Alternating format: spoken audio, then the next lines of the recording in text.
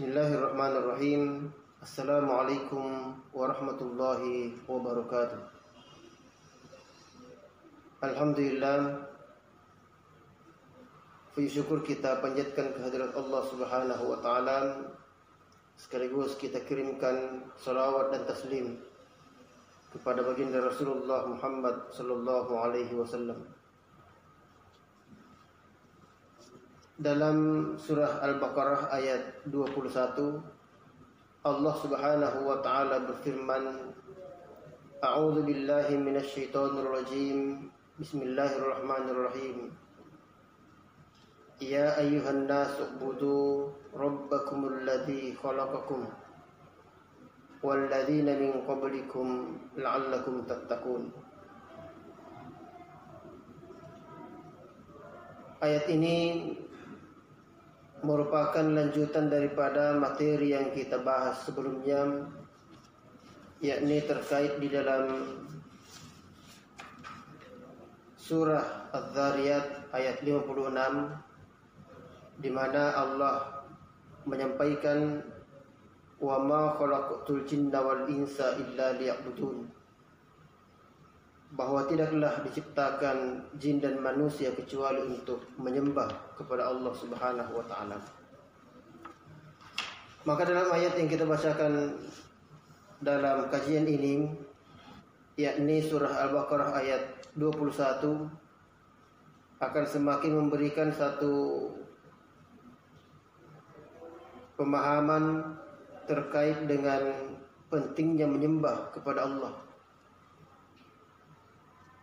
bahwa kita menyembah kepada Allah Subhanahu wa taala oleh karena memang itu kebutuhan kita sebagai makhluknya Allah.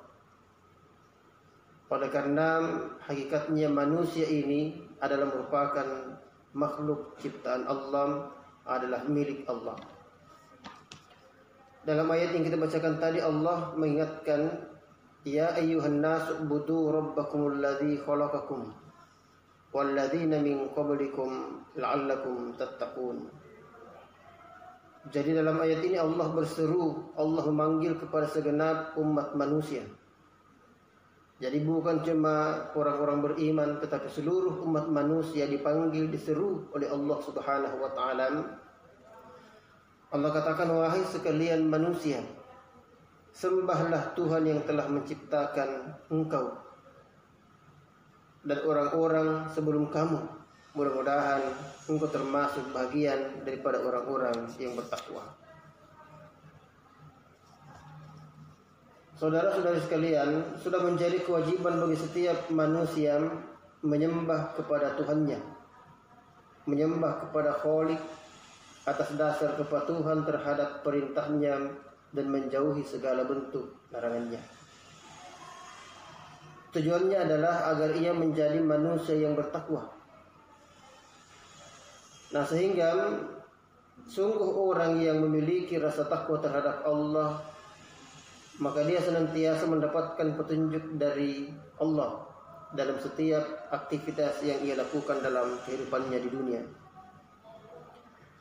Dalam surah Al-Anfal ayat 29, Allah menyampaikan, In tattaqullaha yaj'al lakum furqana, bahwa jika kamu bertakwa, niscaya Dia akan memberikan kepadamu petunjuk yang dapat membedakan mana yang hak dan mana yang batil.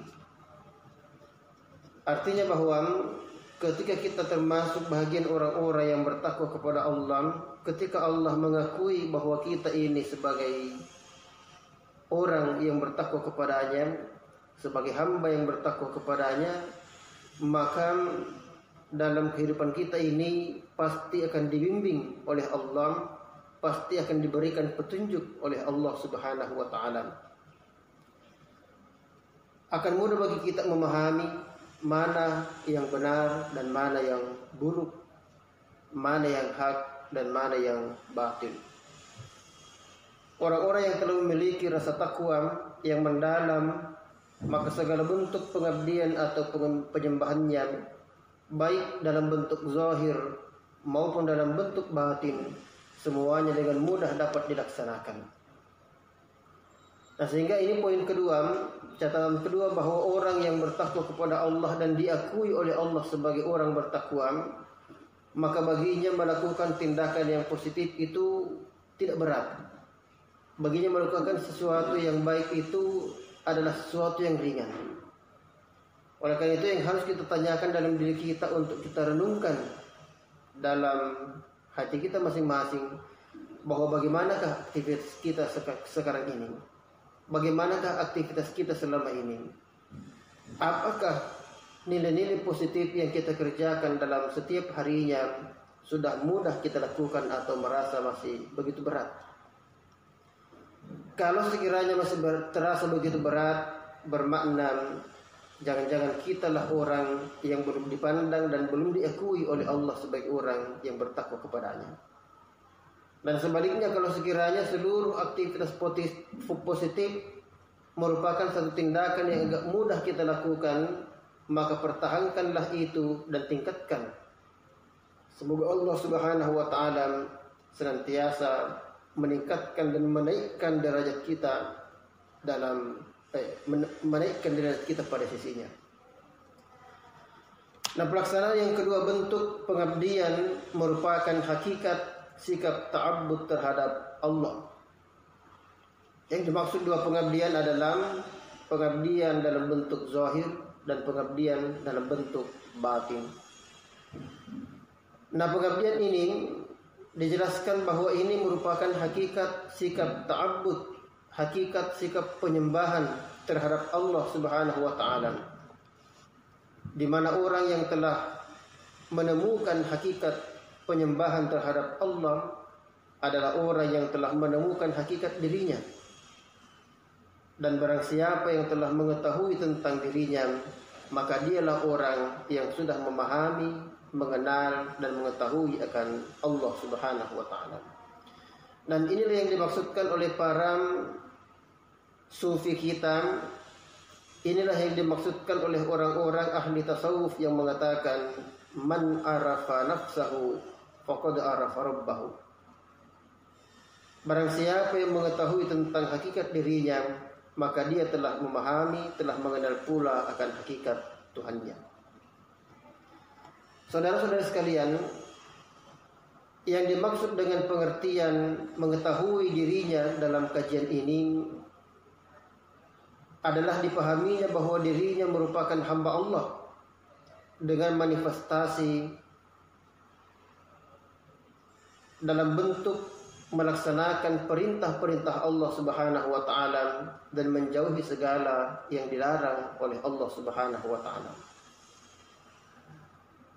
Nah, jadi yang dimaksud di sini bukan mengetahui tentang dirinya dengan pengertian sumbernya ia diciptakan dari mana, dari tanah atau dari apa. Bukan di situ. Akan tetapi yang dimaksudkan di sini adalah pemahaman bahwa semua aktivitas yang ia lakukan haruslah sepenuhnya diserahkan kepada Allah Subhanahu wa taala. Inilah orang yang dimaksud dengan memahami akan hakikat dirinya, dan ketika dia diperintahkan, ketika dia melaksanakan suatu kebaikan, tatkala ditanya, "Kenapa engkau berbuat seperti itu?" maka jawabannya baik dalam hati maupun dalam bentuk jawaban secara langsung, dia tentu akan mengatakan karena ini adalah perintah dari Allah Subhanahu wa taala. Nah, demikian pula